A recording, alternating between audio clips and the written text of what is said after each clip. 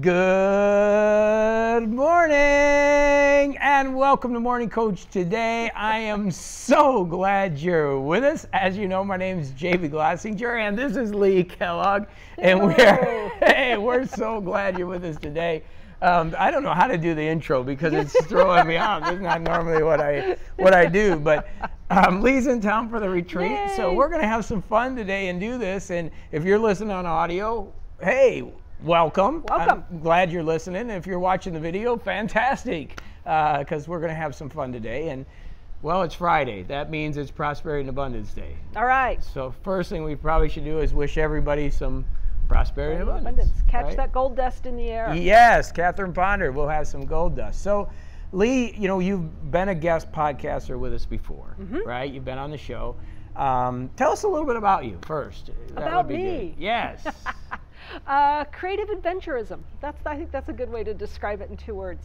As you've heard from JB, and if you follow me, you know I'm very creative. I'm always sketching. I use those hashtags that Lee sketches and Lee travels. And I own a crafty retail store in Santa Fe, New Mexico, which I have for 15 years, which sort of has shaped part of me, or part of me shaped it more.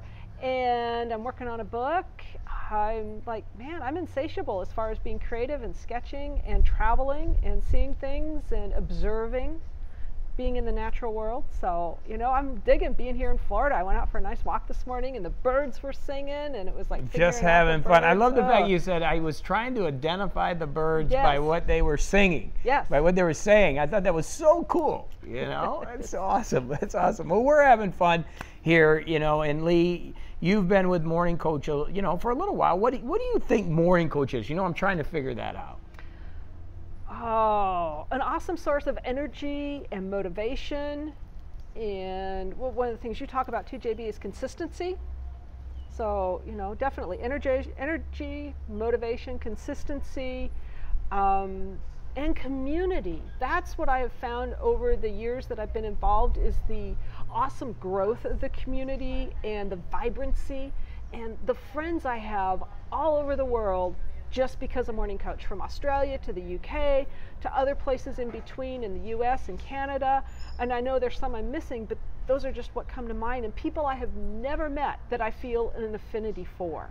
It's awesome. So that's great. No, it's great. Well, and I always like to have, when I have somebody on, you know, we get to talk about it, but I'm always doing my research. And if you guys are watching, we got these, what did you call them? Little raccoon tails. Little raccoon tails on, because we are, it's not the most beautiful day. We're kind of overcast, but it is kind of nice. I'm not complaining about the weather. It's probably 33 at home. And it's like, what, 80 here? Yeah, it's 80, and I'm complaining. I'm saying, well, this is fine. The sun isn't brighting, and we don't have to have our sunglasses on, but the weather is just gorgeous. It is just beautiful out here. So, prosperity and abundance. What, you got any tips for us today? You know, they got to hear me every Friday. What can we talk about? Some prosperous thoughts here. Prosperous thoughts. By the way, this is totally non-scripted. We don't have any. It's like JB's throwing questions at me. Just totally off the cuff. So let's give Lee a little break. Like, she had no preparation for this. She didn't even know what we're going to do. So prosperity ideas. Prosperity ideas. Avoid the wants, because I have found for me that is huge. Surrender. Accept where you're at and know where you want to go, because then it helps everything come into play, and it allows you to manifest things, which I know sounds sort of weird, but it's really, you really can manifest things. They just take like twice as long or 3 times as long as you think they do.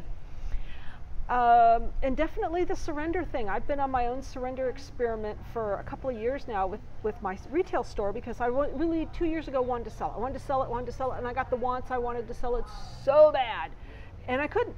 Nobody was buying. We couldn't get it. Was like we had a ridiculously low offer. It was like, no, that's not in the works. And I just finally said, okay, I'm supposed to still be here doing what I'm doing. There's a reason why. I don't know what the reason is. And, you know, some of those reasons are starting to come to light now over the months. But things have really improved after I got rid of my want and started just focusing on being a better me, focusing on running the store the best I could to my ability and with the resources I had, and focusing on things that I want to do after I do sell the store. So that's sort of my current thing, and why I'm here this time is to look at the next group of projects that I want to work on that are the next step for me for my life after I sell my retail store. I love it. And that's, I think, one of the things you said that I think a lot of people have problems with, especially we have watchers that have never listened to Morning Coach before, is letting go of the want. Yeah. So what do you mean by that? Oh, so the want is all consuming. You're focused on it, and it's like, I want that, well, just use a new car, because we always want a new car. I want a new car, and that's all you focus on. You become obsessed with it. It's like you want a particular car with a particular, all the features, color, model, make, whatever, and that's all you can think about is wanting that car. And that is the emotion that you internalize, is the whole emotion of want, rather than saying, I would like that car, it will happen at some point in the future, thank you, and letting it happen. I agree, and I think just to expand on that a little bit, is if you want something so bad, I really don't believe that you believe you're going to get it.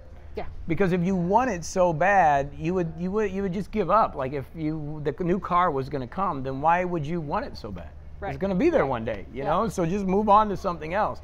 And I think success leaves clues. And you said one of the things you're finding is you're surrendering more, but you're now focused on stuff that you're going to do after the fact. So you're already planning for the sale. You're already planning for things to happen without it happening yet. You already know, you know what I mean? And that's where I think metaphysically, when we talk about manifesting things, one of the biggest issues is that point, like getting yourself in a position where you really believe.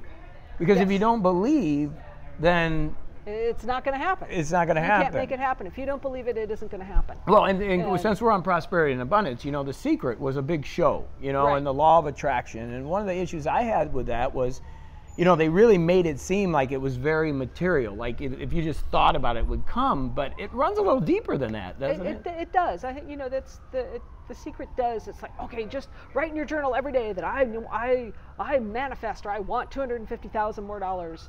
And it doesn't work that way. It's like you can put that number out, and you can, if you want it too bad, it isn't going to come. And if you just say, okay, it will happen, we'll get there, I've got to do the work to get there. And that's the key, is you have to do the work to get there. Yeah, and I think that's a part that's missing. We all want it to happen, but yet we don't realize that that aspect of it is, So I think building that belief, I love that part of it, and then allowing things to start working. And then, my new book that I'm working on, and you're working on your book. Why don't you tell us a little about your book? Because I just want to mention, mine is about moving beyond the illusion, and you're moving beyond the illusion. You're creating this reality, and now you're moving into your world, which is a new book. And what are you going to be talking about? Oh, we're going off on a totally different tangent. That's okay. That's all right. My book is called Healthy Creative Thinkers. And it was born out of conversations I've had over the last 15 years with customers in my store, employees, and other people in my life about taking care of yourself so that when you have good health, you're healthy, obviously, but having your health is very key. If you have everything else and you don't have your health, you have nothing. In order to be a good thinker, you have to be healthy, but you also have to be creative. And we're all creative, and most of us get our creativity squashed probably somewhere around 7 or 8 in school, from a conversation a teacher had with you, or just an offhand remark that got taken completely wrong and shut you down. And shut you down for the rest of your life until you wake up one day and go, well, just because I colored the sky pink one day and everybody else was coloring it blue doesn't mean I was wrong, even though the teacher criticized you for that. So, it's being creative helps you problem solve, but being healthy is paramount to all of that. So it's a primer. The book is a primer and a bunch of stories on how to be a healthy creative thinker, because we need a whole lot more healthy creative thinkers in this world to make it better. I would agree with that. And we kind of took a sidebar, but we really didn't, because at the end of the day, prosperity is about health. That's true. And if you're not healthy, and I've always said this on the show, that if you don't take care of yourself, you're sending a message to God or the universe that you really don't care anyways. Yes. So how are you supposed to have anything? So that goes right in alignment with prosperity and everything that we're talking about. It's funny, it always comes back. like it comes back to the basics, right? And then I think if you can find the vibe, if you can find somebody that can help you do that, everybody's got different people they vibe with, right? And I think it's great. You know, we had a discussion at lunch about Pilar, my wife, you know, who bought a canvas, talking about creativity, right? Yes. And she bought a canvas and was ready to paint, and she never painted because she thought she was going to suck. And so we have this blank canvas and paints in the closet, and she hasn't used it for 20 years. So I think one of the things that you do, and we talked about this a little bit, and what you're going to do in the book and things that you're doing is help people get confidence again, right? Can you tell a little bit about that? Getting your confidence back. So one of the things that I like to teach, and I see this a lot with my customers, my clients who come into the store and are seeking help. They come to me and they want to be more creative and they don't know how to do it, or they're fired up to do something. And I say, okay, so you want to do X, Y, and Z, but you got to do A, B, and C. Oh no, I can't do that. Somebody might laugh at me. And a prime example that I do a lot of is I go out in the environment wherever I'm at, and I call it urban sketching, and I sketch. I can sit in the middle of a busy town square and sketch and not worry about what people are going to say. And part of that is I'm confident. And the other part, the secret part that most people don't realize, is that everybody walking by you is secretly envious that you are doing something that they wish they could do, that they're afraid to do, they believe they're a failure at, and they are envious that you're sitting in public sketching. Doesn't matter what your sketch looks like. But I'm laughing about that too, because it's the same thing carrying a camera around or doing anything creative. You know, anything creative. People look at you, I'm carrying a camera around, or I'm doing we got microphones and people are like, what are these guys doing? But the same thing when you're sketching. I agree with that hidden feeling, right? That they wish they could be doing that. And but they're not confident enough to do it. No, they're not. They're afraid. They're afraid that people are going to laugh at them. Correct. And they're gonna go, oh, I gotta hide because I'm being made a fool. And it's the exact opposite. But it's learning your confidence, gaining confidence in just by doing. And the other thing, especially with drawing or sketching or anything creative, if you're picking it up, like you've been talking about the guitar that you haven't played with for a long time. I gotta get the guitar. You are not going to pick it up and play it like you did when you were playing it before. 20 years ago. Because you have this memory in your brain, or you see something, I want to draw like this, or I want to play the guitar like this, and you can't, because that memory in your brain doesn't talk to the muscles in your hand, and it takes a lot of practice. And you know, we didn't pop out when we were born drawing like Leonardo da Vinci, and Leonardo da Vinci didn't even pop out drawing like that. So be easy on yourself, be forgiving, allow yourself to fail. People look at my work and they're like, oh, you do such wonderful work. It's like, yeah, you should see all the rejects. Well, I always say allow yourself to suck. Exactly. You know, back when I sucked in business, which was terrible, I finally said, hey, I want to dress comfortable and I'm going to wear my t-shirts. You know, and that's when everything changed. I love that. And I think that's such an important part of creativity and art, is that you allow yourself to fail. You allow yourself to get there. Yes. You know, and it's such a sad thing that so many people aren't taking on their dreams, whatever it is, playing guitar, painting, you know, all those creative pursuits that are so important because they want to be so perfect. And I think it's getting worse and worse today. Yeah. I mean, you know, if you want to bake a loaf of bread for the first time, it may not rise or be as light and fluffy as you would like it to be because you didn't realize how much you had to knead the dough. And everything is like that. You just have to keep working at it and have that desire to ultimately have an outcome. And it's not the wants. The want is, I want to draw like that, or I want to bake perfect bread, but I'm too afraid to practice.